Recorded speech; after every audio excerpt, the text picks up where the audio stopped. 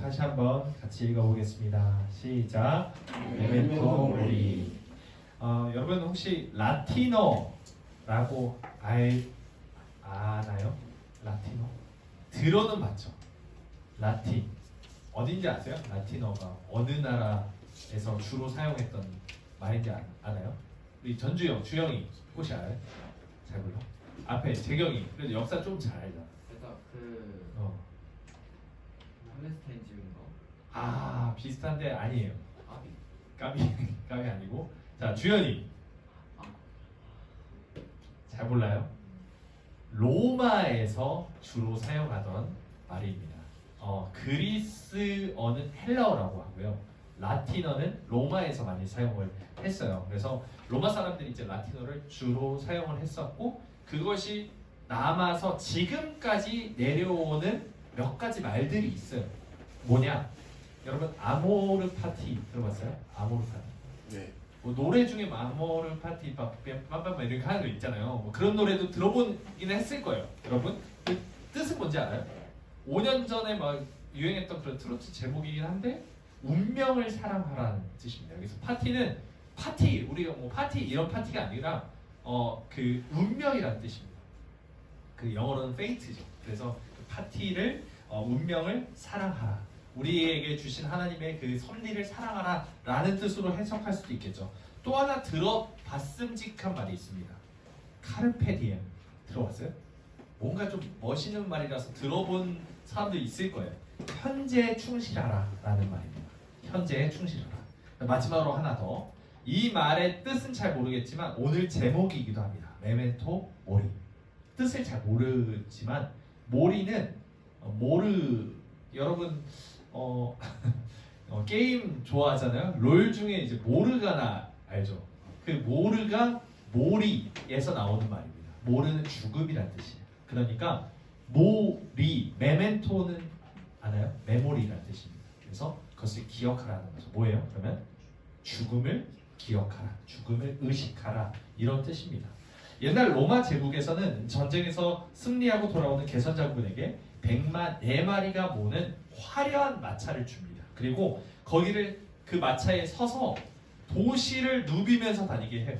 그래서 사람들이 막 환호성을 지릅니다. 개선 장군이잖아요. 우리 도시를 살려주잖아요. 그러니까 엄청나게 열광을 하죠. 그래서 도시 거리들을 행진하는 그런 세레모니를 하는 거예요.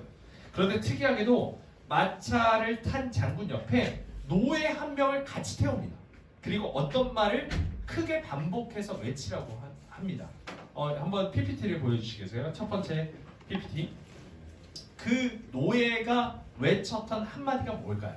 바로 오늘 제목이기도 한 메멘토 모리라는 뜻입니다. 여기 이렇게 써있어요. 전쟁에서 이기고 로마로 돌아오는 개선장군은 화려한 행진을 합니다. 그런데 바로 장군 뒤에 따르는 노예는 그가 듣게끔 계속 외쳐요. 메멘토 모리, 메멘토 모리. 죽음을 기억하라. 이 로마 시대 개선식의 전통이라는 거죠.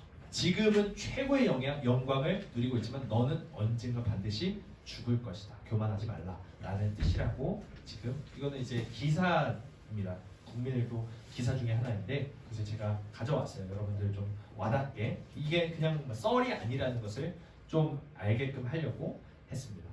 네, 다시 초기 화면을 해주시고요. 혹시 여러분 교회 오빠, 그 교회 오빠 말고 영화 제목 중에 교회 오빠 아세요?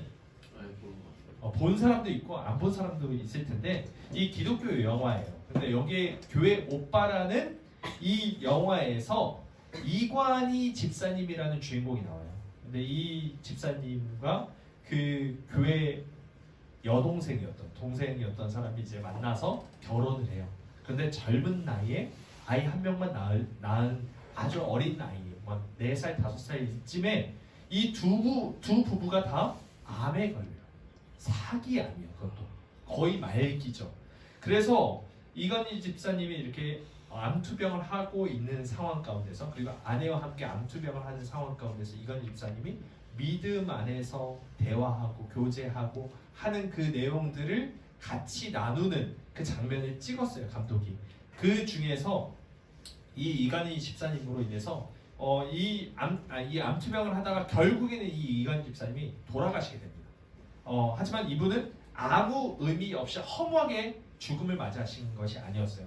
이간희 집사님이 하셨던 그 말들이 너무 주옥 같아요. 그래서 여러분 한 번쯤은 꼭 보셨으면 좋겠어요. 저는 아내와 함께 영화관에서 봤는데 정말 내내 울었습니다. 도전받고 진짜 이 땅에서 사는 의미에 대해서 다시 한번 생각하게 되는 그런 영화였는데 여러분들 꼭 한번 보세요.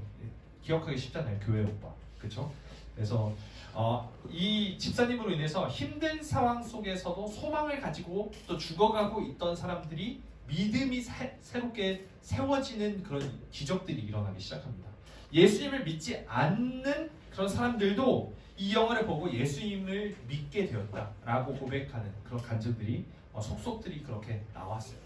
이간희 집사님은 그저 암 때문에 죽을 힘을 다해서 암투병하고 여러 가지 고통과 고난의 시간을 보냈을 뿐인데 그 삶을 보고 정말 많은 사람들이 그 인생이 변화가 됩니다.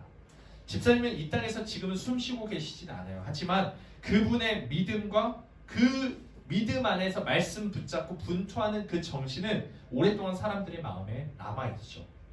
이간희 집사님이 세상을 떠나기 전에 하셨던 말이 하나가 있는데요. 이런 말입니다. 한번 들어보세요. 오늘 나에게 주어진 이 하루가 내 인생의 마지막 날이라고 가정을 하면 그 시간을 이 사람을 사랑하고 이 사람을 축복하는 시간으로 채우고 싶어요 라고 말을 합니다. 여러분은 어떻습니까? 마지막에 오늘이 내 날 중에 마지막 날이라고 하면 여러분 무엇을 하고 싶으신가요? 오늘은 성령님이 우리에게 주시는 선물이 무엇인지를 함께 알아보는 시간을 가졌으면 좋겠어요. 오늘 본문 말씀을 한번 같이 읽어볼까요? 18절 말씀 같이 한번 큰 목소리로 읽어보도록 하겠습니다. 시작. 너희 마음의 눈을 밝히사 그의 부르심의 소망이 무엇이며 성도 안에서 그 기업의 영원한 풍성함이 무엇이며. 아멘. 첫 번째 선물이 뭐냐면 부르심의 소망이라는 거예요. 부르시면 누가 부르신 거죠? 누가 누구를 부르는 거죠? 하나님께서 나를 부르는 겁니다. 우리를 하나님의 자녀로 부르셨다는 겁니다. 하나님께서 우리의 이름을 부르시기 전까지 우리의 삶은 아무런 의미도 목적도 없었어요. 그가 나의 이름을 부르기 전까지 나는 아무것도 아니고 그냥 흔들리는 몸짓에 지나지 않았다라는 시가 있잖아요. 근데 그가 다가와 나의 이름을 불렀을 때 비로소 내가 꽃이 되었다. 이런 꽃이라는 시가 있어요. 이와 마찬가지로 하나님께서 나에게 다가와서 내 이름을 부르지 않으셨다면 오늘도 전 첫 찬양 중에 내 이름 아시죠? 그 찬양이 갑자기 너무 와닿고 은혜가 되더라고요. 여러분 어떠셨는지 모르겠지만 우리의 이름을 부르시며 태어나 주영아 이러면서 부르시면서 나지막한 목소리로 내가 널 잘 안다. 넌 내 아들이다. 내 딸이다. 라고 말씀하실 때 우리는 비로소 그 인생 가운데 우리 삶 가운데 그 목적과 방향이 무엇인지를 찾게 되고 우리의 아버지가 누구신지를 비로소 알게 되는 거죠. 이것이 18절 말씀처럼 우리의 마음의 눈을 밝혀주시는 겁니다. 이것이 우리의 부르심의 소망이 무엇인지를 알게 깨닫게 해주시는 것이죠. 하나님께서 우리를 부르시고 우리를 그분의 자녀로 삼아주시는 것, 그것이 바로 우리가 누리는 성령님의 선물, 성령님이 주시는 선물 가운데 첫 번째입니다. 우리는 오늘 두 번째 선물에 대해서 조금 더 집중적으로 다뤄볼까 해요. 두 번째 선물이 무엇인지 다시 한번 18절을 읽어볼까요? 같이 읽어보겠습니다. 시작. 너희 마음의 눈을 밝히사 그의 부르심의 소망이 무엇이며 성도 안에서 그 기업의 영광의 풍성함이 무엇이며. 아멘. 우리 함께 따라해볼까요? 그 기업의 영광의 풍성함이 그 기업의 영광의 풍성함이 무엇인지를 아는 것. 무엇인지를 아는 것. 좀 어렵죠 표현이. 그 기업의 영광의 풍성. 그 기업의 영광의 풍성. 여기서 기업이 뭘까요? 기업. 기업. 네.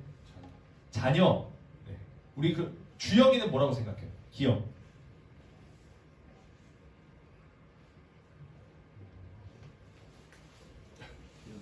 갑자기 막혔어. 멈췄어. 기업은행 할 때 그 기업은 아닐 거예요. 맞죠? 그 기업 뭔가 산업 기업 할 때 그 기업이 아니에요. 이거. 그럼 뭘까요? 유산 상속이란 뜻입니다. 유산 상속. 그러니까 아버지가 아들에게 물려주는 재산을 뜻해요. 이 아버지가 자녀에게 유산을 남기고 그 재산을 상속받는 것을 기업이라고 하는 거죠. 근데 그 기업이 영광스러울 뿐만 아니라 어떻다? 풍성하다. 이 풍성하다는 가득 넘치고 꽉꽉 채워져서 더 이상 들어갈 데가 없다라는 뜻을 가지고 있어요. 그러니까 얼마나 그것이 풍성한지 흘러 넘치는지 그것을 우리가 깨달아 알게 하나님께서 그 마음의 눈을 밝혀서 그것을 알게 하신다는 것이죠. 여기서 중요한 것은 유산을 받는 사람은 그 부모의 누구만 받을 수 있는 것이죠? 자녀들만 받을 수 있다는 겁니다. 우리 한번 다음 PPT 넘겨주시겠어요? 두 번째 PPT. 자, BBC 코리아라는 그 기사에서 이렇게 말합니다. 일론 머스크라는 사람이 세계 최고의 부자의 타이틀을 탈환했다. 그 전입니다. 전 PPT요. 네. 그래서 순자산이 얼마냐? 253 억도 아니고 253조예요. 1억이 1000만 개 모여야 1조잖아요. 네, 그렇게 생각하면 이게 도대체 그냥 숫자는 있지만 가늠이 안 되는 숫자죠. 가늠이 안 됩니다. 우리 대한민국 1년 예산이 600 몇 조라고 하더라고요. 그런데 이 사람은 한 개인이 이만큼의 돈을 가지고 있어요. 그런데 여러분 꼭 기억할 것은 메멘토 모리. 이 사람도 반드시 언젠가 죽는다는 거죠. 이 사람 누군지는 알죠? 테슬라의 그 CEO고 우리도 잘 알 겁니다. 이제 전기차와 여러 가지 뭐 로봇이라든지 뭐 스페이스 뭐였죠? X. 그래서 뭐 하늘에 인공위성 계속 띄우고 막 이런 사람이잖아요. 근데 이 사람도 언젠간 죽어요. 그러면 이 사람의 재산이 어떻게 될까요? 당연히 제가 갖겠죠. 강 목사님이 갖겠죠. 아니죠. 여러분이 가질까요? 아닙니다. 누가 가져요? 그의 자녀. 그 사람이 사회에 자기의 재산을 환원하지 않는 이상 자녀가 그 유산을 상속받는 것이 당연하다는 겁니다. 이것이 부모에게서 난 자녀의 특권이라는 겁니다. 이와 마찬가지로 하나님께서 주시는 네, 이제 초기화면 돌려주세요. 주시는 그 기업을 물려받는 하나님의 자녀만 누릴 수 있는 특권이 있다는 겁니다. 이전에 우리는 하나님과 전혀 상관이 없는 사람이었어요. 아니 오히려 하나님의 원수였어요. 그래서 예수님도 그런 말씀하셨죠. 회개하라 뭐예요? 독사의 자식들아. 이 독사가 뭘 말하는 걸까요? 요한계시록에는 옛뱀이라고도 말합니다. 창세기에서는 뱀이라고 하죠. 뭐예요? 그러니까 이 독사는 사탄을 말하죠. 사탄의 자녀였어요. 원수의 자식들이었어요. 하나님의 원수의 자식들이었다는 거예요. 우리는 사탄과 한 편이었지 하나님과 한 편이 아니었다는 거예요. 우리 제자훈련에도 이제 학생들이 계속해서 강조하는 것은 우리는 하나님 편이 아니다. 그런데 하나님이 내 편 만들어 주셨다라고 그렇게 계속해서 말을 하고 있어요. 그런데 그거에 대해서 이제 학생들도 꼭 기억하시기 바랍니다. 우리는 결코 하나님의 편이 아니었어요. 하나님께 오히려 반기를 들던 사람이었어요. 로마서 8장 7절과 8절은 이렇게 말합니다. 잘 들어보세요. 육신의 생각은 하나님과 원수가 되나니 이는 하나님의 법에 굴복하지 아니할 뿐 아니라 할 수도 없습니다. 육신에 있는 자들은 하나님을 기쁘시게 할 수 없느니라. 육신의 생각은 하나님과 뭐가 된다고요? 앞에도 지금 띄워주셨는데 뭐가 된다고요? 하나님과 원수가 된다고 하는 거예요. 원수. 철천지 원수가 된다고. 그런데 여러분의 삶을 한번 생각해 보세요. 우리의 삶은 어떤가요? 육신의 생각을 하나요? 영의 생각을, 성령이 주시는 생각으로 살아가고 있나요? 우리는 맨날 육신의 생각만 하는 사람이죠. 육신의 생각만 했었고 지금도 여전히 육신의 생각에 사로잡혀 있는 사람도 있고요. 앞으로도 그런 육신의 생각 가운데 넘어질 사람도 많이 있습니다. 지금도 우리는 이 세상을 너무나도 많이 사랑하죠. 이런 생각을 하면서 살아가는 사람은 원래 어떤 사람이라고요? 하나님과 한편이 아니라 철천지 원수라고. 그러니까 우리는 모두 하나님의 원수들입니다. 사탄의 자식들이요. 독사의 자식들. 그런데 우리 예수님께서 그런 우리들을 위해서 이 땅에 오셨고요. 우리 죄를 대신 지시고 십자가에 달려 돌아가셨다는 것은 놀라운 일이라는 거예요. 원수를 위해. 우리가 아직 죄인 되었을 때, 우리가 아직 하나님과 원수가 되었을 때 하나님께서 나를 같은 편 만드시고 자녀라 부르시기 위해 태연아, 주영아, 재경아, 윤희야 이런 식으로 이름을 부르시기 위해 그리고 내 자녀라 말씀하시기 위해 그 죄를 깨부수셔야 하는 이유가 있으셨던 겁니다. 그분의 희생으로 인해서 우리는 하나님과 화해할 길이 열리게 된 거예요. 비로소. 나는 여전히 죄로 얼룩진 사람이고 더럽고 추악한 생각으로 가득 차 있어서 하나님의 원수가 될 때가 너무나도 많지만 예수님은 그런 나의 과거와 현재와 미래의 모든 죄악과 과오와 실수와 그 어떤 더러운 죄악들을 다 짊어지시고 십자가에 달려 죽으셨다는 겁니다. 그래서 우리는 우리의 자격이 아니라 예수 그리스도의 보혈로 신분이 바뀌는 은혜를 얻게 된 거예요. 예수님 덕분에, 그분의 희생 덕분에 우리는 하나님의 아들, 하나님의 딸이 될 수 있게 됐고 하나님의 그 모든 기업을, 영광의 기업을 물려받을 수 있게 됐다는 겁니다. 오늘 본문 말씀 그 기업의 영광의 풍성함이라는 표현이 나오죠. 이 영광, 그 기업이 얼마나 풍부하고 놀랍고 찬란하길래 영광이라는 표현까지 썼을지 한번 생각해 보세요.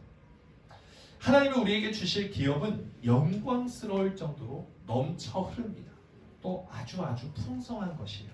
하나님이 주시는 그 기업은 이 세상이 그렇게 말하고 있는 그 금, 다이아몬드 또는 백지수표 이런 것들과는 차원이 다릅니다.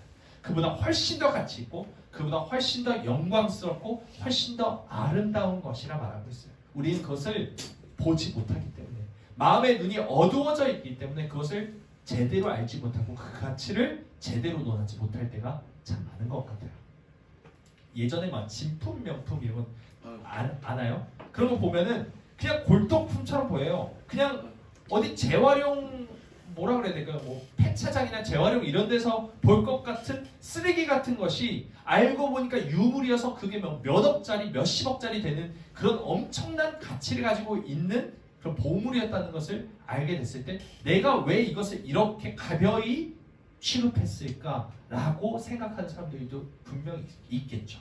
그 가치를 알지 못하고 알아보지 못하고 그냥 휴지 조각처럼 버리는 사람들도 분명히 있을 겁니다.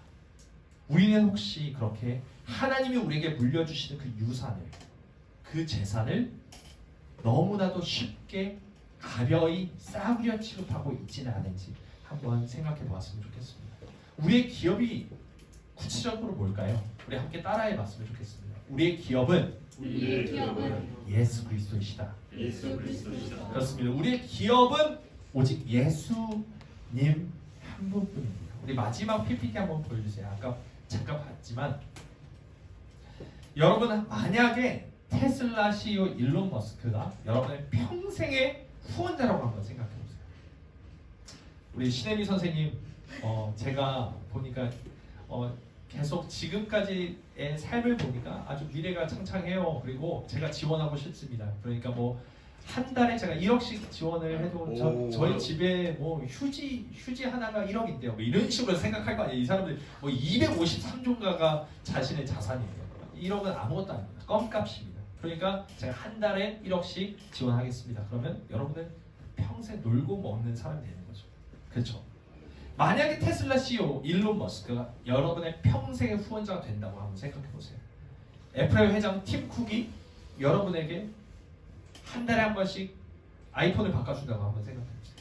그리고 마크 주커버그라는 페이스북, 인스타그램 사장이, 이 회장이 여러분의 모든 노후를 책임져 준다고 한번 생각해 보십시오.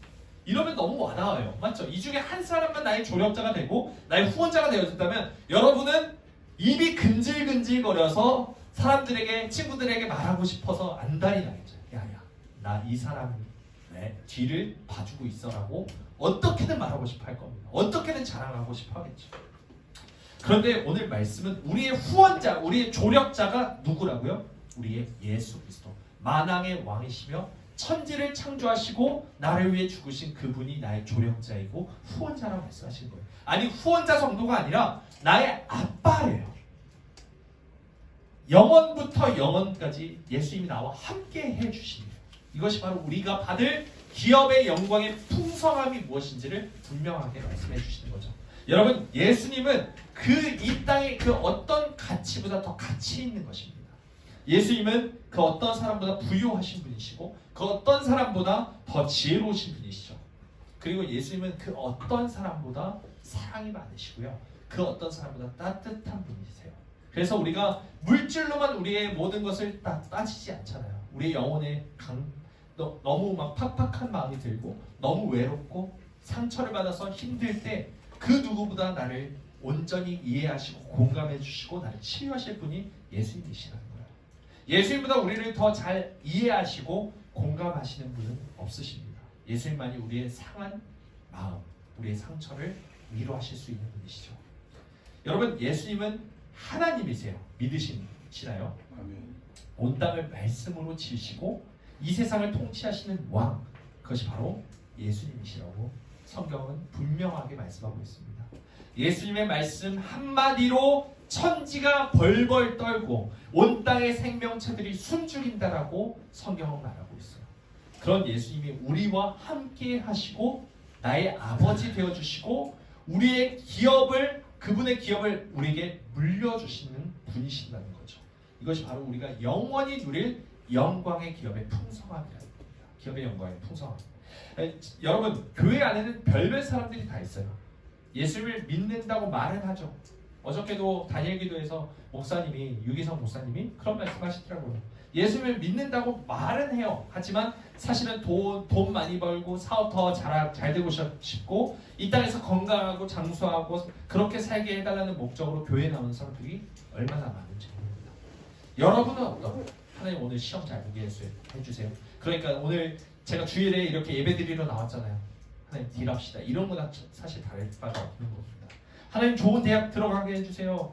이번에도 이제 수능 봤는데 우리 종수도 받고 그랬는데 하나님 좋은 대학 들어가게 해주세요. 나중에 좋은 대학 가고 좋은 직장 들어가서 하나님한테 제가 하나님 뭐 좋은 거 드릴게요.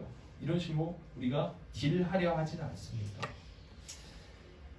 우리 중에는 그런 친구들이 없었으면 좋겠어요. 장사꾼 마인드로 그렇게 하나님께 많은 것을 받으면 나중에 돌려드리겠다라는 그런 어떤 거래를 하는 분이 그런 사람이 아무도 없었으면 좋겠습니다. 우리가 교회 나와서 하나님께 예배를 드리는 이유가 뭘까요? 그 중에 한 가지는 하나님과 원수되어 이미 죽었던 우리를 다시 살리시기 위하여 십자가에 달리신 예수님을 생각하고 예수님께 감사하며 그분만 높여드리기 위해서 우리는 지금 이 시간에도 예배를 드리는 거죠. 여러분, 예수님께서 그렇게 큰 은혜를 우리에게 주셨건만 그 은혜를 원수로 갚지 않았으면 좋겠습니다. 우리가 육신의 생각에 사로잡혀 있고 육신의 그 사고와 그 가치관에 따라서 살아간다면 우리는 하나님과 다시 원수가 될 수밖에 없다는 겁니다. 우리는 이제 하나님의 자녀입니다. 하나님의 자녀라는 것은 곧 예수 그리스도께서 나와 함께 하신다는 것이고 하나님 나라에서 누릴 수 있는 복이 나의 소유가 된다는 거예요. 내 거가 된다는 겁니다. 이것이 우리의 특권이에요. 하나님 분명하게 이것을 주시겠다고 약속하셨어요. 하지만 우리가 한 가지 명심해야 할 것이 하나 있어요. 그게 뭘까요?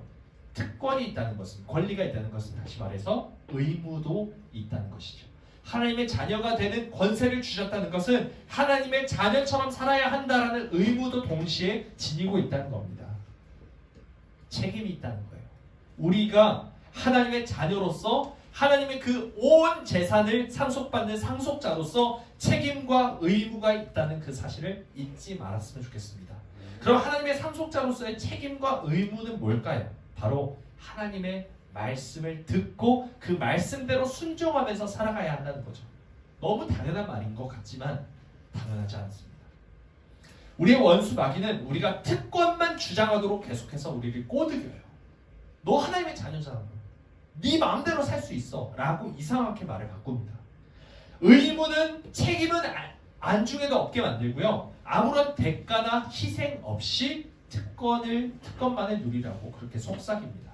마치 여러분 혹시 다이어트 약 먹는 친구들 있나요? 없었으면 좋겠는데 그 건강이 안 좋지만 건강이 안 좋아요. 그런데 여러분도 알잖아요. 다이어트 약을 먹으면 뭐 치킨, 피자 뭐 마음대로 다 내가 먹고 싶은 거 다 먹어도 살이 안 쪄. 괜찮아. 그러니까 다이어트 약 먹고 네가 먹고 싶은 거 다 먹어. 라는 것과 동일한 말입니다. 배에 붙이는 이상한 전기 자극 기계 이런 거 하나만 있으면은 갑자기 막 식스팩 초콜릿 볶음 막 탄탄한 복근이 생길 거라고 말하고 있는 허위 광고나 다를 바가 없다는 거예요. 이 사탄의 속삭임입니다. 이제 우리는 하나님의 말씀대로 살아야 할 책임과 의무가 있어요. 그것이 당연한 겁니다. 성령님께서 우리 마음에 은혜의 빛을 비춰주셔서 감겨 있었던 우리의 마음의 눈이 열리면 우리는 이전에 보지 못했던, 전혀 알지 못했던 그 영적인 세계를 보게 됩니다. 그리고 그 영의 세계는, 그 세계의 광경은 우리가 상상하는 그 이상으로 참혹하고 처참해요. 이 세계에서의 영적인 세계도 끔찍한 전쟁터입니다. 총알이 빗발칩니다. 내 옆에 있는 영혼들이 죽어가고 있는 그런 끔찍한 광경을 보게 됩니다. 우리 원수 마귀와 악한 영들은 우리의 눈을 가리고 최면을 걸어요. 그리고 이곳이 아주 평화롭고 살기 좋아서 영원히 이 땅에서 내 마음대로 살 수 있도록 부추길 거예요. 그렇게 하나 둘 서서히 죽어가는 거죠. 내가 죽고 있는지도 모르게 계속해서 서서히 죽어가게 만듭니다. 여러분 꼭 기억하시기 바라요. 이 땅은 전쟁터입니다. 에베소서 6장 12절 13절 말씀을 우리 한번 찾아서 읽어봤으면 좋겠어요. 우리 지난주에도 이 말씀을 찾았거든요. 에베소서 6장 12, 13절 다다음 장 정도 있겠죠. 12, 13절 같이 읽어보겠습니다. 시작. 우리의 씨름은 혈과 육을 상대하는 것이 아니고 통치자들과 권세들과 위험의 세상을 주는 자들과 하늘에 있는 악의 영들을 상대합니다. 그러므로 하나님의 전신과 뿔을 취하라. 이는 악한 날에 너희가 능히 대적하고 모든 일을 행하기 위해 서기 위함이라. 아멘. 성경은 우리에게 분명하게 말씀하고 계시죠. 이 땅은 전쟁터라. 우린 지금 전쟁 중이라고. 전쟁에 임하는 군인들이 어떤지 아세요? 목사님도 전쟁을 경험하지는 못했어요. 하지만 전쟁에 참여했던 그 분들의 이야기를 들어보면 그 저 멀리서 막 100m, 200m 그 앞에서 전방에서 걸어오면서 낙엽 소리 하나하나에도 귀가 쫑긋 서고 아주 그냥 털이 바짝 선다고 해요. 그래서 낙엽 밟는 소리 하나에도 바짝 긴장하면서 방아쇠를 당길 준비를 마친다고 합니다. 아주 고요하고 아무도 없을 것 같은 그런 때에도 언제 어디서 적군이 튀어나올지 모르니까 아주 예민하게 경계를 하는 거죠. 너무 계속 돌아다니시는 것 같아요. 돌아다니지 않도록 좀 해주셨으면 좋겠어요. 예배 중간에는 웬만하면 선생님이든 학생이든 돌아다니지 않도록 좀 뒤에서 좀 통제를 해주시기 바랍니다. 적어도 설교 예배 시간까지는 마칠 수 있도록 해주세요. 그래서 전쟁터에 있는 군인들은 내일에 대한 기약이 없어요. 언제 죽을지 모르는 상황에 수없이 노출되어 있는 형편이기 때문이죠. 실제로 전쟁터에 나가는 군인들은 유서를 쓴다고 합니다. 언제 죽을지 모르니까. 어제 내 옆에 있는 전우가 죽었다면 오늘은 이 사람의 처지가 내 처지가 될 수도 있다라는 거죠. 그렇기 때문에 계속해서 유서를 내 옆에 끼고 살아가고 있다고 합니다. 전쟁터의 군인들은 항상 죽음을 기억하면서 살아가요. 메멘토 모리. 죽음을 기억합니다. 총알이 빗발치고 머리 위로 포탄이 떨어지고 있는 상황인데 스스로 체면 걸어서 지금 나는 휴가철이야, 바캉스 중이야라고 되뇌이는 것은 너무나도 어리석은 일이라는 거죠. 하루빨리 현실을 직시하고 죽음을 의식하는 가운데 전쟁터에서 용감히 싸우는 것이 하나님의 자녀로서의 마지막 하나님의 분부라는 겁니다. 하나님의 자녀라면 나중에 후일에 받게 될 그 기업의 영광의 풍성함을 언젠가 반드시 얻게 될 텐데 지금 이 땅에서는 우리가 책임과 의무를 다하여 하나님의 말씀대로 전쟁에 임해야 한다는 것이죠. 여러분 노블리스 오블리주라는 말 들어보셨죠? 우리가 얻는 만큼 특권을 누리는 만큼 뭘 해야 된다고요? 특권을 누리는 만큼 반드시 그 책임을 다하는 그런 사람이 되어야 된다는 겁니다. 우리는 다 어떻게 보면은 노블레스, 어떻게 보면 우리는 귀족들이에요. 아니야, 하나님의 자녀이기 때문에 왕족들이죠. 그래서 우리 아이들한테도 이런 말을 합니다. 온유 사랑이거든요, 이름이. 그래서 온유야, 너는 하나님의 뭐야? 이러면 저는 왕자예요. 이렇게 말해요. 그리고 사랑이한테도 너는 하나님의 뭐지? 공주예요. 이렇게 말을 해요. 자기들이 왕자고 공주인 걸 알아요. 그런데 꼭 앞에 있는 그거를 빼지 않도록 합니다. 하나님 나라에 라고 계속해서 붙이도록 계속 가르쳐줘요. 너는 하나님 나라에서 왕자이고 하나님 나라에서 공주야. 그러니까 하나님 나라의 자녀야. 하나님의 자녀답게 살아야 돼. 그러려면 계속해서 이 아이들 서로 막 싸울 때가 있잖아요.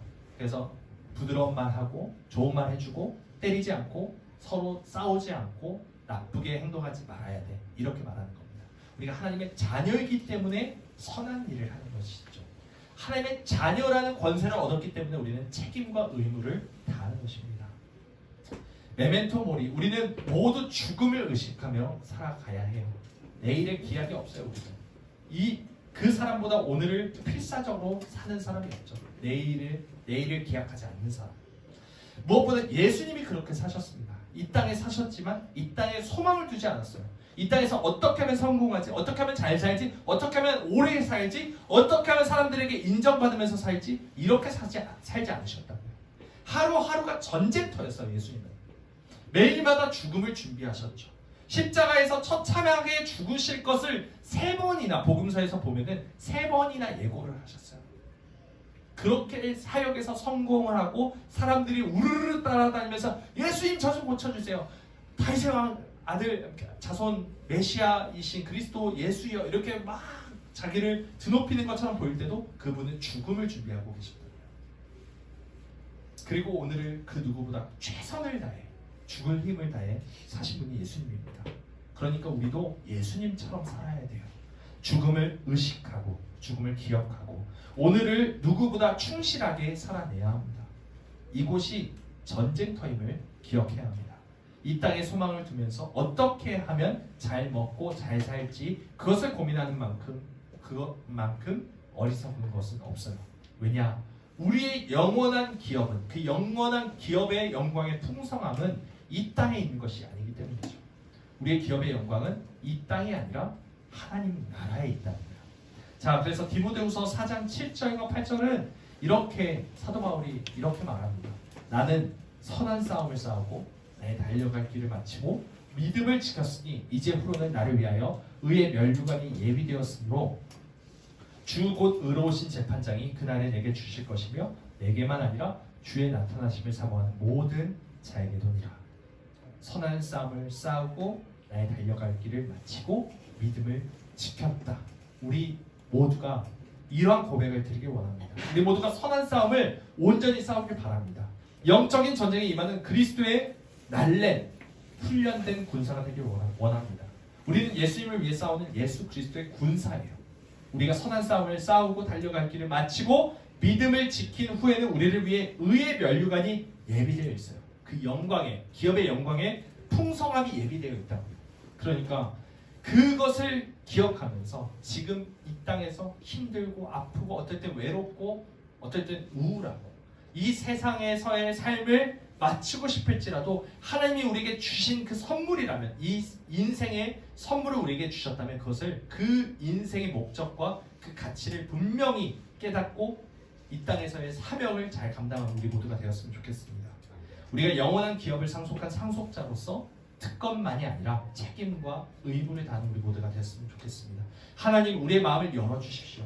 우리의 마음의 눈을 열어주시고 이 땅이 전쟁터임을 자각하게 해주시고 죽음을 기억하고 의식하며 오늘을 사는 자 되게 하여 주시옵소서. 라는 그 기도가 우리의 기도가 되었으면 좋겠습니다. 이 영적인 전쟁의 끝에 의의 면류관이 예비되어 있다. 예수님께서, 하나님께서 약속해 주셨기 때문에 우리가 끝까지 싸움에 용감하게 그 전쟁터에 나가서 싸움에 임하는 그리스도의 군사가 되기를 주님의 이름으로 간절히 소망합니다. 아멘.